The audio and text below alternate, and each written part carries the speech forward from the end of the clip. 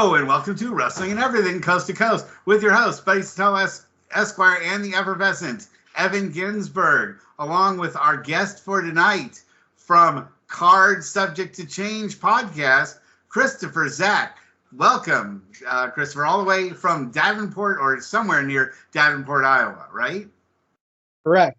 Very good. So, yes, welcome to our podcast. We've been doing this podcast for over 4 years now, and my co-host Evan Ginsberg is the executive producer for The Wrestler and 350 Days. You're not wearing your 350 Days cap normally. You usually are a living advertisement for that. This is an advertisement for Tai Chi, healthy living. Yes. Well, I think that the Tai Chi's been around, like 4,000 years? I don't know if they need your endorsement. Yeah, I've only been practicing 3,000, yeah. So, Christopher, tell us a little bit about your podcast. So we're based out of the Midwest, Iowa, Illinois. We're right on the Illinois border. When we started, my co-host and I, Nick, we just wanted to talk about wrestling. But it evolved kind of into an interview platform for a lot of independent wrestlers. That is our primary go-to. We also do review major pay-per-views and PLEs throughout the year, but really our goal is to let independent talent get their name on another platform that they don't normally have access to. That's great. So, do you want to tell our fans about some of the talents that you've been able to interview? Some of them, maybe they've become bigger names. So, probably the biggest name that, off the top of my head, that started here in the Quad Cities is the one called Manders. He's been all over the country. He's in GCW, very prominent. Recently gone overseas a couple times to Germany and Japan, which I know that was one of his big goals. We've also had on Jake Christ, who former TNA X Division champion. He also was very prominent in Ring of Honor for the early years of ROH. Those are the two big names off the top of my head that I can think of. I recognize the name Chris because I think he fought against my very close friend Mark Bison Smith when Mark was in Ring of Honor. I think he was there at that same time that Mark was, like the middle, like 2000, like 6-ish, like 5-6 range. Yeah, I seem to remember he had matches against him, and I mean, that was a great time and a great fed, and I'm glad you were able to work with a guy like that. Do you seek out people from the Iowa and Quad Cities area, or they find you? How does that work? We've been seeking out people from the Iowa, Illinois area. I'm really trying to branch out to be more across the country, best I can. Excuse me. We do get, we've had the occasional big name on the show for like a short 15-minute interview. When we've had, like, there have been certain conventions here in the Quad Cities, the Davenport area, where we had Mick Foley and Buff Bagwell up here. They were kind enough to give us a short little interview, as well as the Godfather. But really, it's been mostly Iowa and Illinois independent wrestlers. But my goal, and we've done a lot this year, my goal is to branch out further. Great. Well, you've reached out now to California and New York. I don't know how much further you can get than that, at least from the United States perspective. Although we've been fortunate to interview people in Germany and in Australia and in Japan and in China, right? Didn't we have someone from China once? Yeah. So, I mean, we've got, long distance wise, we've been able to cover the distance. But that's the beauty of the internet. Evan, do you have any questions for a guest? Yeah, there's so many podcasts out there on wrestling. What do you do to set yourself apart? Personally, I really can't listen to people going over every agonizing detail on Raw, SmackDown, even AEW. I can't even watch WWE TV, to be honest. So I don't need like every angle, overanalyzed. So what do you do to set yourself apart from all of those guys? So when we do any review of one of the bigger shows, whether it's AEW or WWE, it's mostly our reactions, our thoughts and feelings. We're not going to go give a blow-by-blow account of each match. It's stultifying. But we voice our opinions where we think things are going. But the biggest set apart for me is a lot of people do review podcasts. A lot of people do reaction podcasts to what's going on in the wrestling world. I think the big thing that sets us apart is that interview aspect that we've grown accustomed to, that we've really branched out and incorporated, because a lot of those younger talents that are out there on the independents don't have a voice yet and are just trying to get their name out there. And that's what I love, is meeting new people, hearing their story in wrestling, their journey, and giving them that outlet to say, here I am, and branch out in that way on our end. Is that a Gene Pizzone? By the way, is that a Gene Pizzone picture up there, and the glow picture that's up but next to you, behind you? Yes, it is. She's a close friend of the show. We met her in May of this year. You can't find a nicer person in the industry. She's good people. Speaking of good people, you mentioned Mick Foley. I met Mick doing indies in the New York area and New Jersey, and I was covering him, 30 years ago or whatnot, and well before he hit the big time. And you never know who's going to make it, and it's nice to give people that publicity, because a lot of the indie guys, they really don't know how to publicize themselves. They have every wrestling move in the book, and they know every machine down at the gym, but they don't necessarily know how to get the word out. And I'm always telling, I'm not a kid. I tell these young indie guys, I'm like, it's as much about networking, if not more so, than doing some insanely risky move. Get your tapes into the right people's hands and get the word out. And at some point, Jim Cornette once said that at some point, WWE will watch your tape. So, but you have to make the right tape, a match a great match that tells a story, that has fan reaction, that isn't just high spots. And you have to know what they're actually looking for, and and you need that buzz. Well, if you want to work for AEW, maybe you should do all high spots. You still have to know how to work. Make sure that all your friends run in at the end. No matter whatever you book. If you want to work for AEW, make sure that it's all high spots. You don't sell anything, and that all your friends run in at the end of the match, no matter what the ending is booked. I would still honestly say that 9 out of 10 AEW pay-per-views are better than WWE. Yeah, I like AEW. I do. I really do. And I like the guys that work I think the talent of AEW, for me, I think is better than, on a man-to-man basis, is better than what you have in the WWE. But it does, a lot of shows, you don't see it in the performance, unfortunately.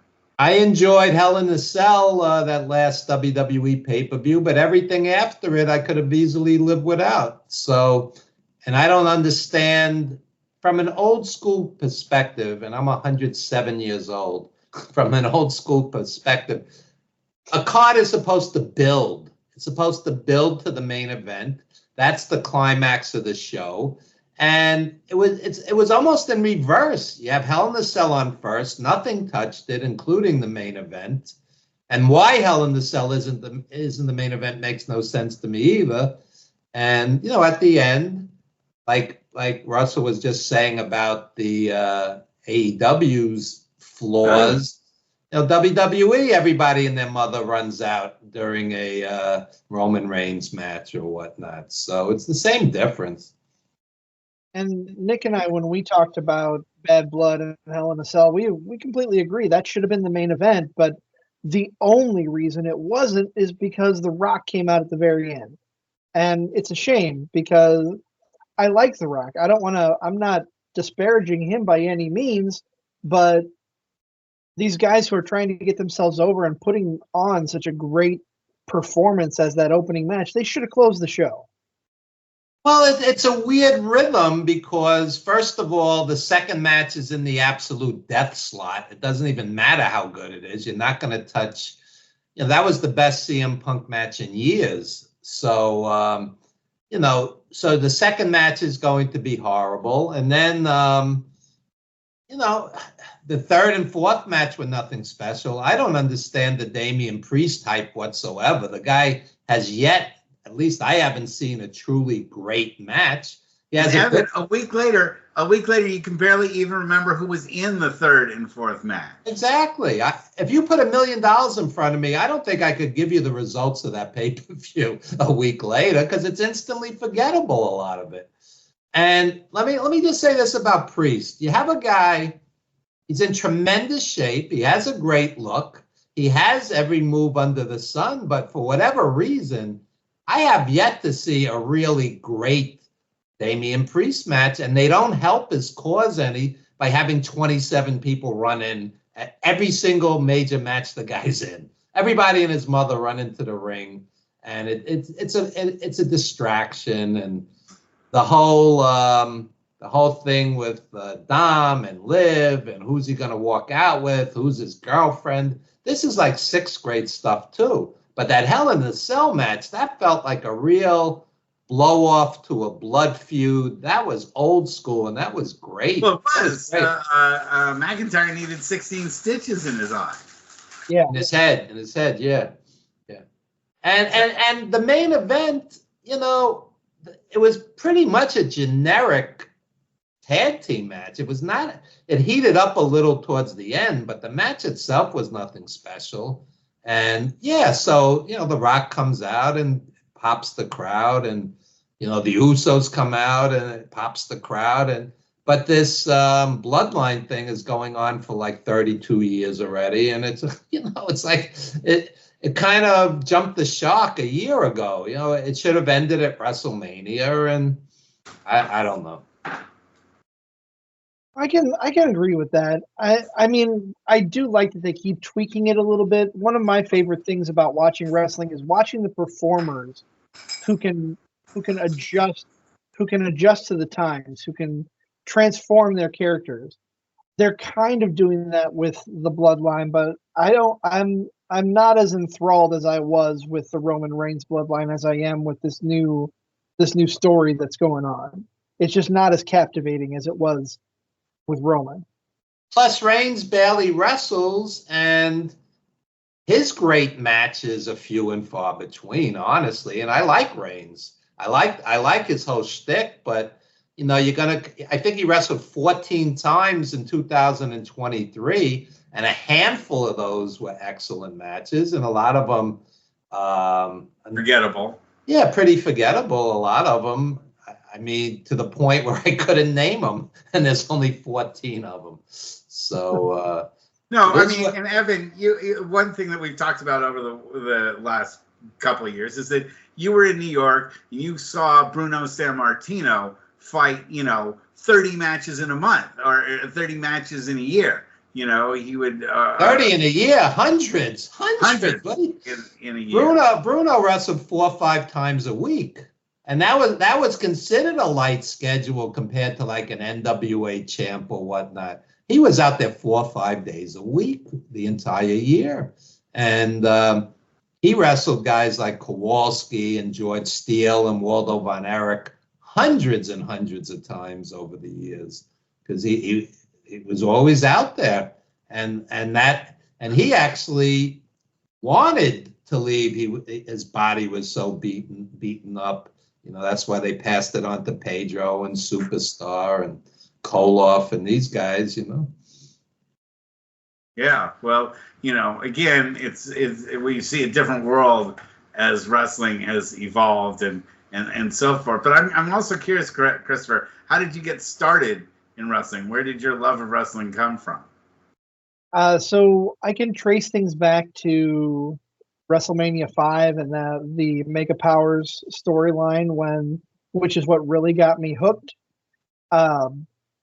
Like everybody that I've talked to, or almost everybody that I've talked to, I had a period where I wasn't watching. It was shortly after high school for me. When WCW started to go downhill is when I kind of stopped watching wrestling for a little bit, and then I came back as people like John Cena were starting to get into the scene and make a name for themselves. As far as getting into the independent scene, I started taking pictures for a small-time local indie show. A week after that, or maybe a month after that, the promoter said, "Hey, instead of doing camera work, how would you like to ring announce?" So it turned into me ring announcing, and I did that for about 2 years through 3 different promotions. And then I've always been kind of flitting around our local indie promotion here. We're fortunate enough to have Seth Rollins' school right in our backyard. So I pass it on a weekly basis when I'm out driving around. So we've got that influx of newer indie wrestlers coming in and out through our scene. So it's nice to see fresh faces. And then just, the whole podcast thing came around. It was really weird. I started working for a company here locally that delivers people's medications in little packets sorted by date and time. Met one of my good friends now there who was into wrestling. He said, "Hey, you should do a podcast with this guy, Nick." Well, he didn't know. I'd known Nick for about 20 years, and we just kind of stopped. We weren't out of contact, but we weren't really in contact at the time. So the whole thing kind of spiraled, and here we are. Nice. And it's great that you support indies because WWE doesn't really need the publicity, and AEW, although they struggle in certain ways, the guy's a billionaire that runs it. So you have some mom and pop indie that's hanging by a thread, and especially during the COVID stretch, which was brutal. So it's great that you dedicate yourself to this. I know some podcasters who they have no interest in indies whatsoever, no support. And my mantra is really support indie everything. Support indie film, support indie music. I have tons of musician friends who struggle. Support indie writers.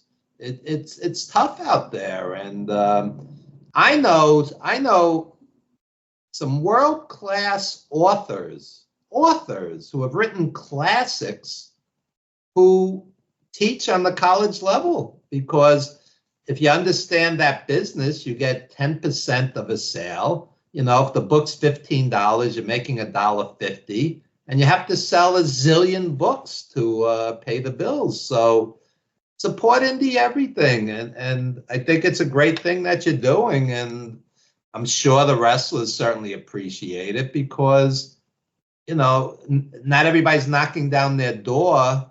Some guys working an indie show in front of 100 people to interview them and give them a showcase. And it's a tough business. I tell people, whether it's film, music, wrestling, basically 90% of the people are not going to make it. They're just not going to make it. I mean, They could do the weekend warrior thing. They could have great experiences, great friends, great some of the best nights of their lives, but dollars and cents, they're not going to make it in any of these fields. So whether it's... But I've always thought, Evan, I've always thought that what you consider making it is all relative to what your expectations are going in. Like for me, I think that Christopher could echo this. For you, announcing a single match, doing one single ring announcement, meant your bucket list for your life, didn't it? Same with me. Absolutely.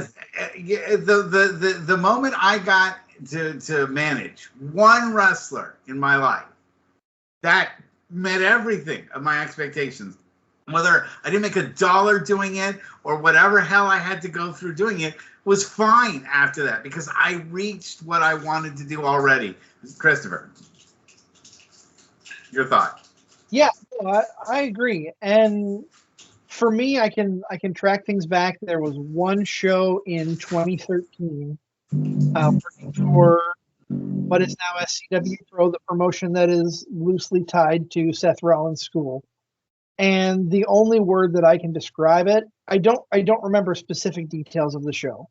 I have it. I have a copy of it on DVD that I've watched, but I couldn't go back and tell you, okay, this match happened here, this match happened there, but I can tell you how I felt, and it was magic. And that meant the world to me because that's something I'm going to keep for the rest of my life. Oh, don't get me wrong. I love guys like Homicide and, I was a huge Ring of Honor supporter. Nigel McGuinness actually said recently the real reason he left wrestling was he couldn't pay the bills just doing Ring of Honor and Indies, And that's more my point. It's like, Russell, as Buddy Sotelo, probably had more talent than a lot of guys who, did quote unquote make it. But, sometimes it's right place at the right time, or you're just not at the right place at or the nepotism and cronyism that rules in WWE and AEW. And, this is my buddy, bring him in. I was just an old school gimmick manager when gimmick managers were no longer part of the scene, I'm a throwback to the Jim Cornette and the Jimmy Hart type and Andy Kaufman type managers, but they just aren't in wrestling anymore. But that doesn't mean it didn't. Larry Sweeney to do that. I was just gonna say that Larry Sweeney. Larry Sweeney was a friend of mine, and he had a little cameo in The Wrestler. I was associate producer on The Wrestler. Not executive producer, Russell. That's the money guy. I was the wrestling guy. But Larry Sweeney, I would hang out with this guy, lovely guy. He was a school teacher, and he was basically a weekend warrior with Ring of Honor and Indies. And the guy was tremendous. The guy, he was funny, and you wanted to murder him as a heel manager. And that's Lou Albano and Cornette and the great Heenan. That's a gift. Where you can make somebody laugh and you can make them hate you. And Larry Sweeney had it, and I was just fucking heartbroken when he killed himself because he was a great guy, great guy. And, he was bipolar and, he deserved better. And it's a hard business. We both, Evan and I, in the 4 years that we've done our show, probably a good third, if not half of our shows are memorials to someone that we've lost. Seems like some months we have like every show has been talking about somebody dying that we cared about or that we watched. Yeah, it's a brutal business, and the corporate apologists who just blame the wrestlers, they don't really understand the business because back in the day when Vince had them working 300 plus days a year, I've done this spiel many times on the show, but Christopher hasn't heard it. You know, when we did 350 days, Greg Valentine told me he worked 320 days a year at his peak. And Bret Hart worked 330 days. And the NWA champions literally worked 350 days. That's where we got the title of the movie. So imagine being in constant pain, working with injuries, being scared to lose your spot, because these are ruthless guys running things where, you know, just wrap it up and get in the ring, and, you know, you're downing painkillers and such. And it's like you're like a hamster in a maze, you know, get to the next town, work in pain, and just keep going, just keep going. I was telling somebody this story today. I don't remember if I ever told it on the show. It's an unbelievable story. The Valiant Brothers were #1 tag team in the world, #1 in the 70s. I mean, they worked Japan, they worked AWA, WWF, WWF tag champs. So the Valiant Brothers are having a match, and they part of their shtick was they were always bleeding. They had the blonde hair and they were bleeding.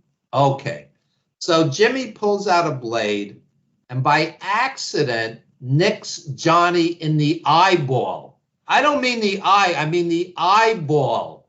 Okay? He's blind in one eye. He wrestles the rest of the match. Then the next night he wrestles blind in one eye.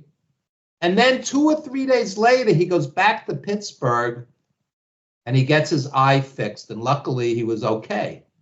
It nicked his eyeball, the blade. By the way, just that Christopher probably doesn't know that you were a good friend of Johnny Valiant. I was his shoot manager. I took his comedy show on the road. So, I mean, these guys had to get to the next match, or you lose your spot. That's all I'm saying. And for his efforts, he was thanked by Vince, who was his childhood buddy. They were in military school together. Vince took one team after another away from him when he was heel managing as Johnny V, and just let him go with no reason whatsoever.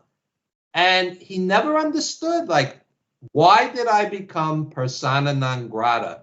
You know, like they would bring Nikolai back, you know, for little spots, and they bring the old timers back. They never brought Johnny back, and he never knew why. Okay, so, you know, brutal business, ruthless corporate vultures for the most part. So again, kudos to Christopher. Instead of giving these guys free publicity, you know, give the indie guys some love. Really. Your thoughts, Christopher? I love being a part of the independent scene. I absolutely do. We have so many great promotions here in Iowa alone that I have made great friends with, the promoters, rest of the talent, everybody. And I've gotten to do things like yesterday, this week's episode, we did a live broadcast. Well, all of our broadcasts are live, but we were on location before the event last night, interviewing talent as they're getting ready for the show. And that was the second time I've been able to do that. That is a really cool that I'm included in something like that. And at the same time, I'm giving back by promoting the show. Probably my favorite part of last night was they actually cut an angle while we were recording.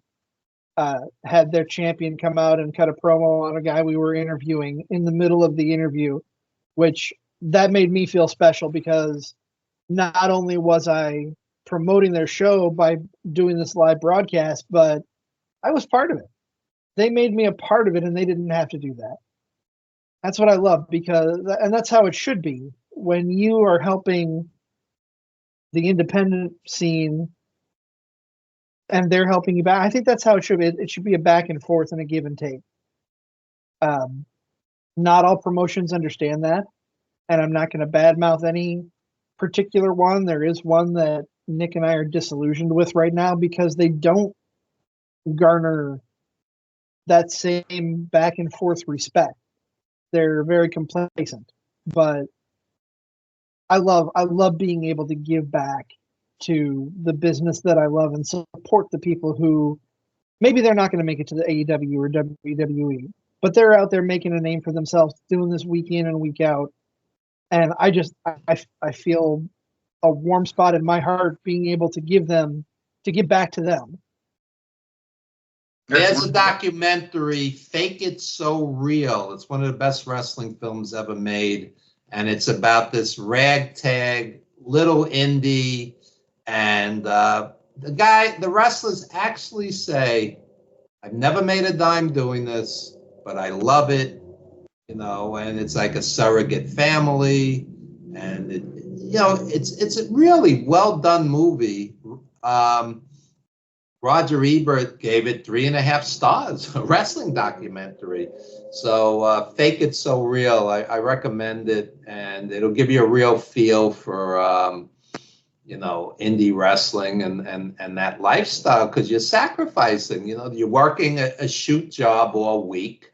Then every weekend you're on the road away from your family, and it is what it is. So, again, not to belabor a point, it's nice that podcasts like Christopher's will showcase these guys. It's like if you just watched Raw on Monday, do you need a podcast on Tuesday going over every single thing that just happened? I don't even get the purpose of that, to be honest. Well, just people want to express what their opinion on what they just saw, but it's not as much value as what Christopher provides or what we provide or anything like that. Christopher, I wanted to ask you, if you could have any guest on your podcast, living or dead, who would be the number one person you'd want to have? I always ask those tough questions. Buddy Sotelo. Oh, man. Now, Buddy Sotelo is when you've run out of every guest. And you've finally hit the very last one. You're like, either I'm going to interview myself or I'll have to interview Buddy. I guess I'll call Buddy up. That's how that works. So that's really hard to answer. On the independent scene, there is a great gentleman named Gringo Loco. He's amazing. If you haven't seen any of his work, I highly recommend. He works for GCW and several other promotions. Independently, he's the top of my list right now. He did my old TV show. I remember him. Yeah. Man. I don't know. That is a really hard question because there are so many that I could name that I'd want to have on. Throw one right out there. Scott Hall.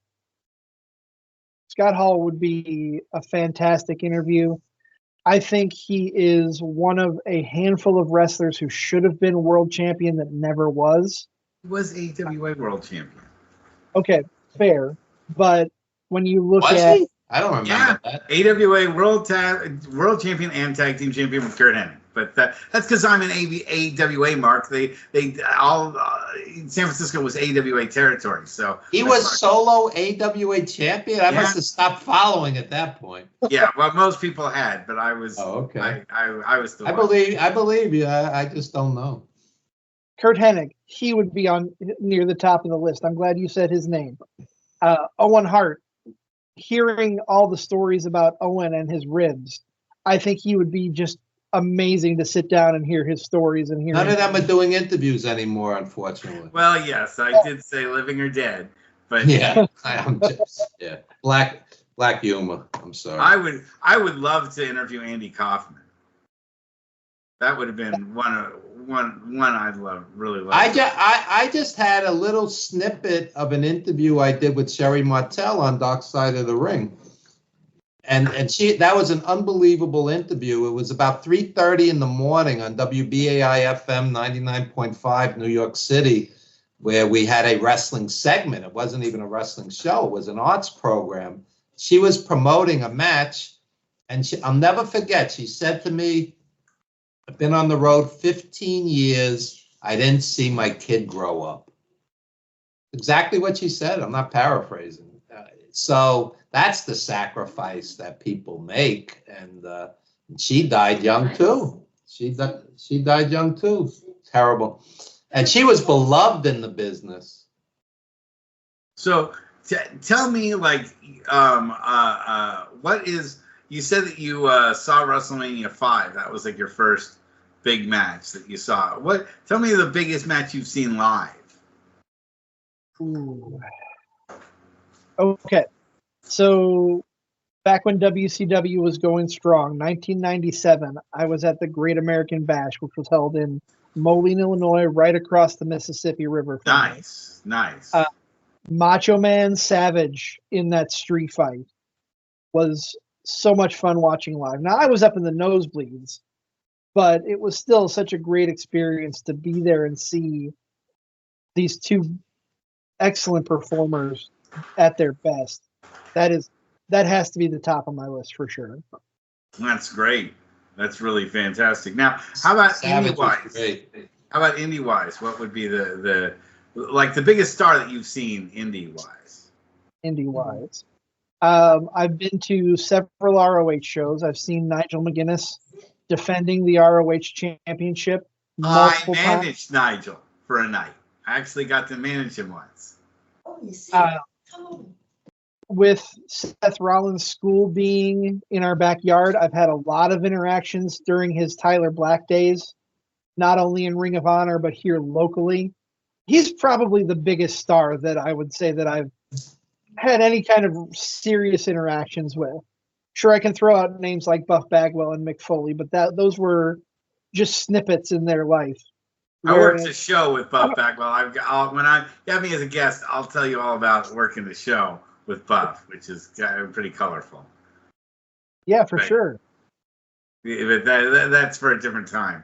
But yeah, Buff Bagwell, and you also were. Did you get to really talk to Mick, or was it just the 15-minute interview? So it was just a 15-minute interview, but that was more than he wanted to do. He said, "Okay, you guys have 5 minutes," and then we wound him up, and he went. He gave us 15, and I was super nice guy, down to earth, regular guy. Yeah. He was one of two people that were really reluctant to talk with us who have been in the WWF, WWE.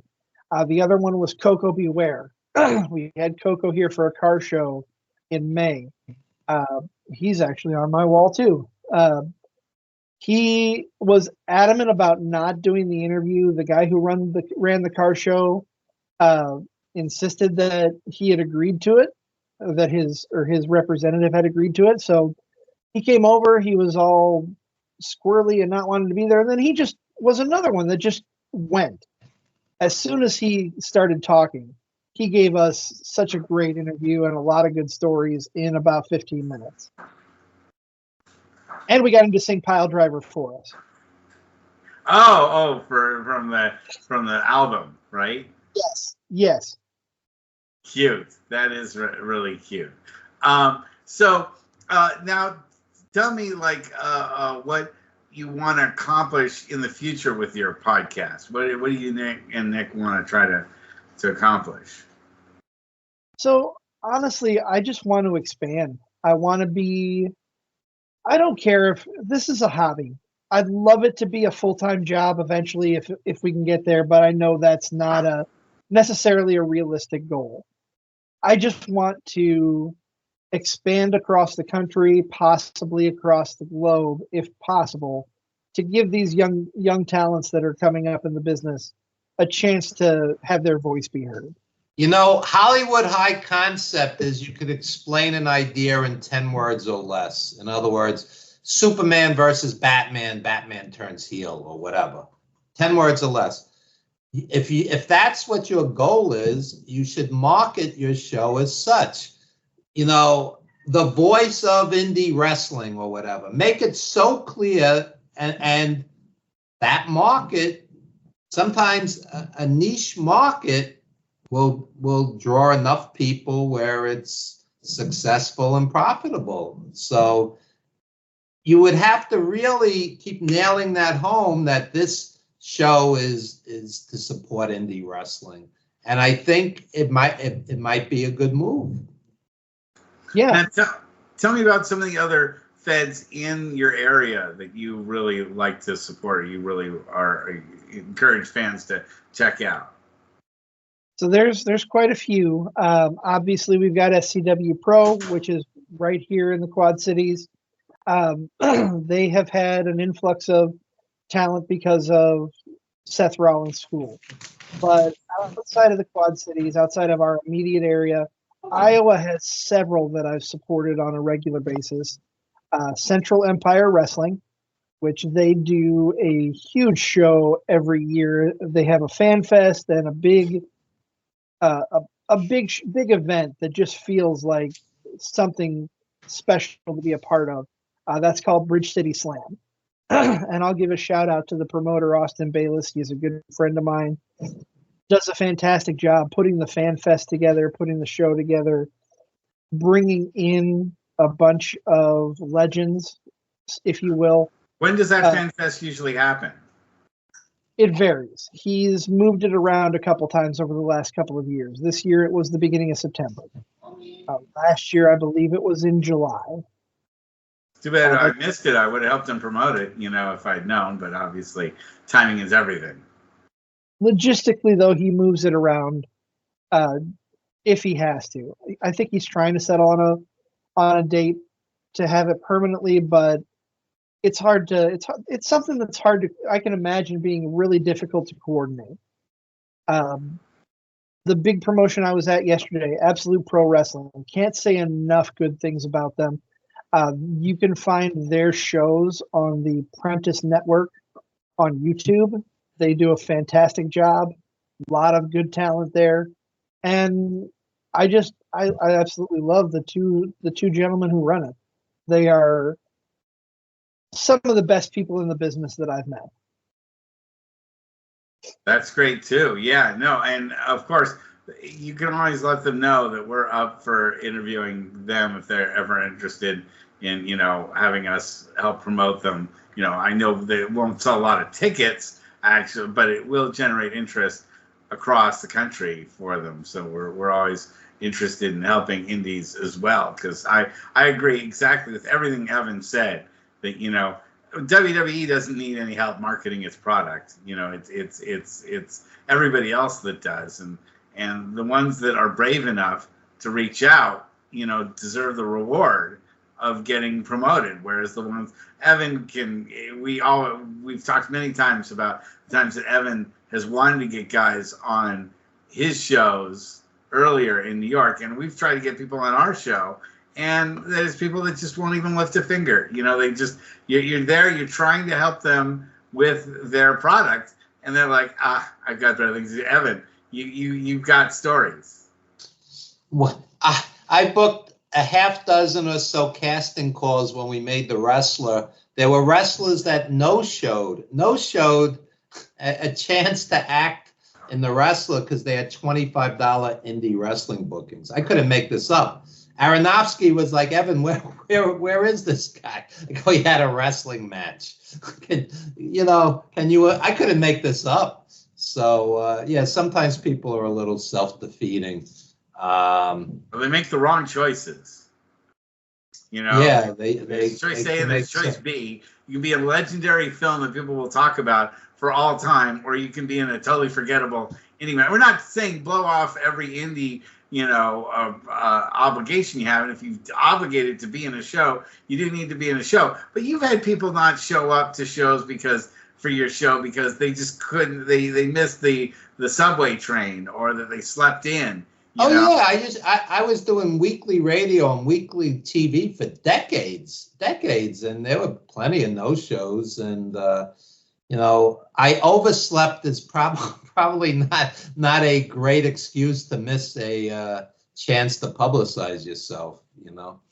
or I fell asleep on the train. You heard everything imaginable. You know who used to do my show all the time? Who's made it big? Willow Nightingale. She used to come on. She was a local indie wrestler at the time, and very sweet, down to earth. I'm glad she's made it. You know, she's making real money and wrestles all around the world, not just AEW. So yes, every once in a while, somebody that you know to some degree, you know, hits the big time, and it's great. It's great. I mean, Bobby Lombardi was a promoter it was the border of Brooklyn and Queens, tough neighborhood, and Homicide and Low Key and guys like that came through Bobby Lombardi's school, the Doghouse it was called, and I showcased some of these guys in the Wrestling Then and Now documentary, which we shot on pennies in 2002. We shot it on pennies,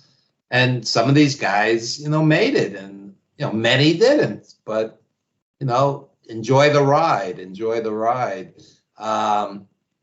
It's a brutal business, but I'll tell you, you know, you see the world on the promoter's dime, and you know, once you hit a certain level, and you know, a lot of these kids come from nothing, and next thing you know, you're walking around Tokyo and you're wrestling in Japan. You know, that's an accomplishment. It's a real accomplishment. So I understand what you guys were saying prior. It's not just about money. You know, it's reaching a level where you're respected enough to showcase your art. You know, yeah, it could be a beautiful business and it could be a horrible business. And it is what it is. And I'll never understand these younger talent who say they don't want to be a part of something. You know, I'm not saying my show is the greatest show ever, by any means, but if ours is. Well, I'll give you that. Being on it here, I can appreciate that being but someone reaching out to you to give you a voice where you might not have one otherwise. I think the most ridiculous answer that I've ever had when I've reached out to someone, other than no answer at all, obviously, is I was told, no, I don't want to come on your show because I want to focus on my wrestling career. Okay, so you don't want to take an hour out of your time to promote yourself? Are you in the ring 24/7? Promoting yourself is part of your wrestling career. You know, yeah.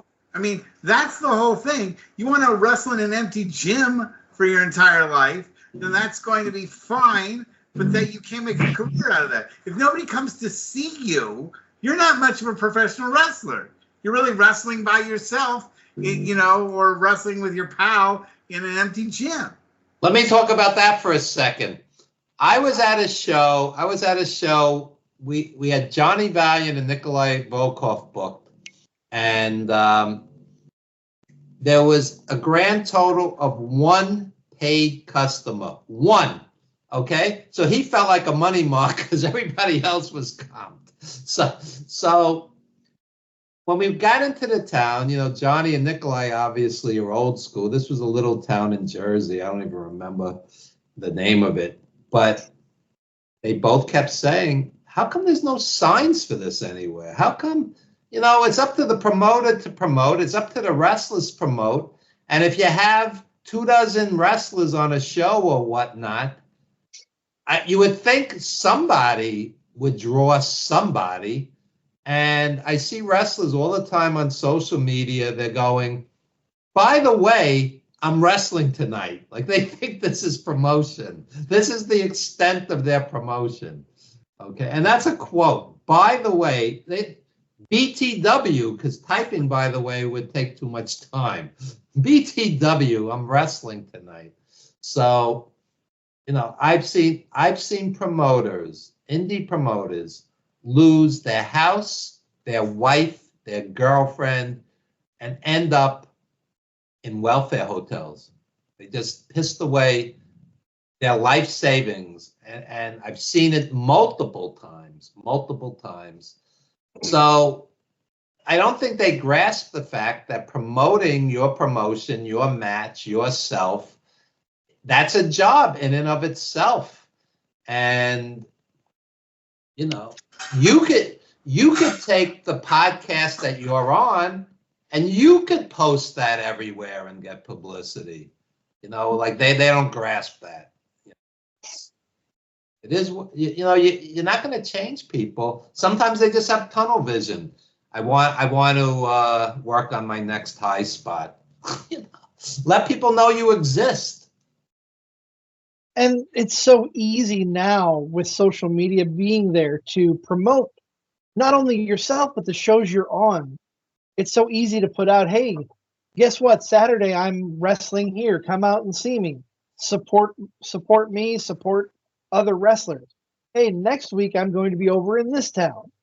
Today's day and age, it's way too easy to promote with social media out there. And if each wrestler on the card gets 3 or 4 guests, then you've got 150 people in the audience. You know, yeah.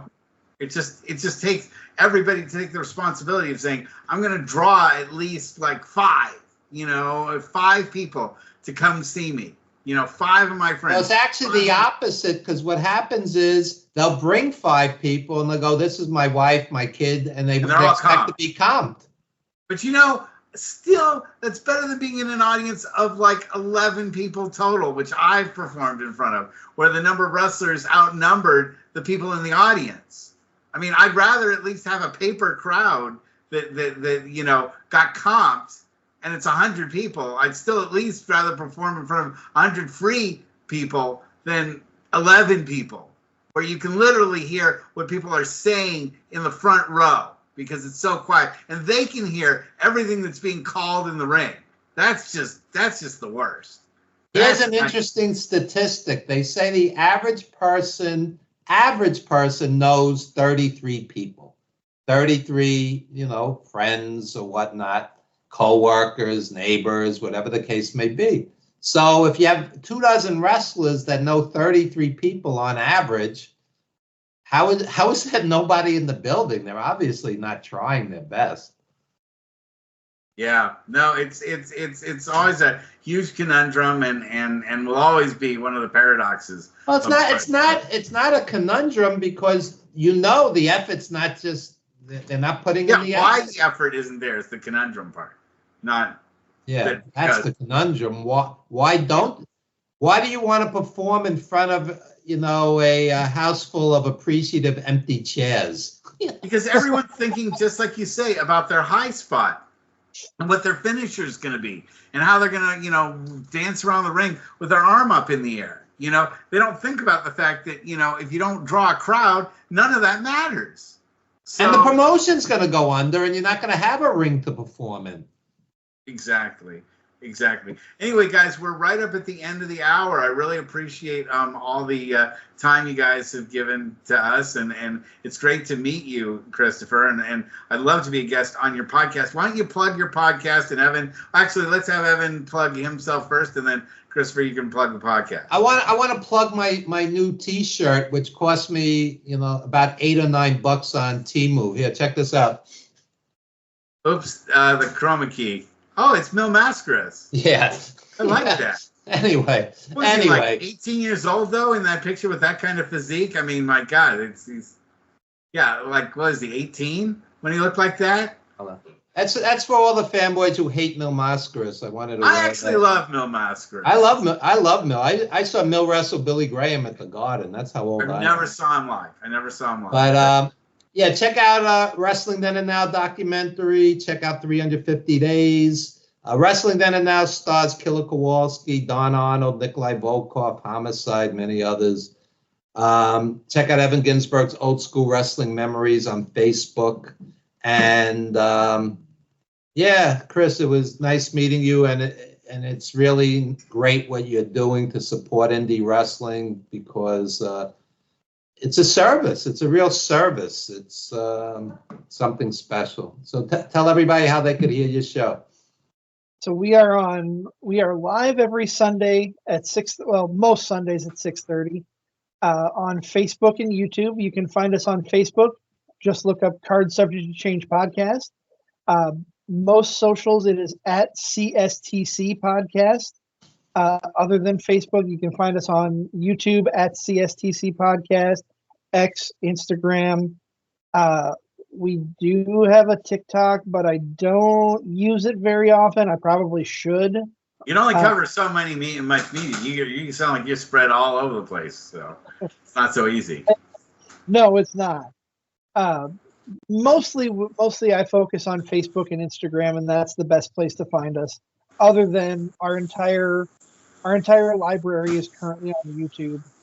We also are we're also on Spotify and Apple Music, but due to some changing of how we upload, not all of our episodes are on the audio platforms right now. I gave up on Spotify. You know, that's the same thing. Spotify screwed around with how you upload to them, and they wouldn't take my thing would just sit there and not finish. It would just, I'd upload it and it would just sit there, and eventually I gave up on them. So I'm not on Spotify anymore. Not that anyone ever listened. I can't blame you. We use what's called Substack, our podcast network. I'm part of a bigger network that focuses mostly on sports, and particularly on fantasy football and betting odds, things like that. Be on that show, except if you knew how my fantasy teams were doing, you probably wouldn't want me on the show. That is For Frequency Sake is the name of the network. But no, we have started uploading through Substack and using the RSS feed to get onto the audio platform. But I always will direct people to our YouTube page. Trying to get more subscribers, to get those numbers up and just get more views. The more views, the bigger we reach. That's wonderful.